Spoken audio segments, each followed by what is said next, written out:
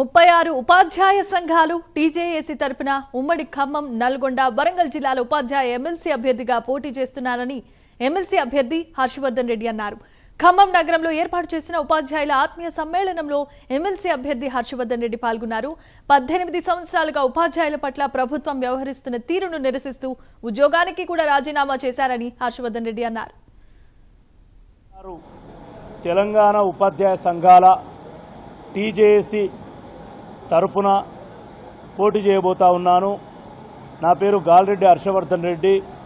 నేను కూడా 18.5 సంవత్సరాల పాటు ప్రభుత్వ ఉపాధ్యాయుడిగా పనిచేసి ఆ రోజున్నటువంటి నిరంకుశ పాలనలో ఉపాధ్యాయుల పట్ల ప్రభుత్వం వ్యవహరిస్తున్నటువంటి తీరును నిరసిస్తూ ఉద్యోగానికి రాజీనామా చేసి తదుపరి కాంగ్రెస్ పార్టీలో చేరి కాంగ్రెస్ పార్టీలో కూడా అధికార ప్రతినిధిగా ఉపాధ్యాయ ఉద్యోగ పెన్షనర్ల పక్షాన నిరంతరం పోరాడుతున్నటువంటి క్రమంలో ఈ ఎన్నిక రావడం జరిగింది.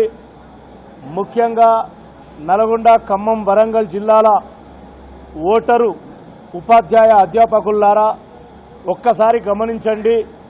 2007లో స్వర్గీయ రాజశేఖర రెడ్డి గారు ఉపాధ్యాయ ఎమ్మెల్సీ ఎన్నికలను, గ్రాడ్యుయేట్ ఎమ్మెల్సీ ఎన్నికలను పునరుద్ధరించిన తర్వాత ఇదే నియోజకవర్గంలో 2007లో ఎన్నికలు జరిగినాయి, 2013లో ఎన్నికలు జరిగినాయి, 2019లో ఎన్నికలు జరిగినాయి. అంటే 6 ఏళ్లకోసారి 3 దఫాలుగా ఎన్నికలు జరిగాయి. రేపు మార్చి 2025లో కూడా ఎన్నికలు జరగబోతా ఉన్నాయి.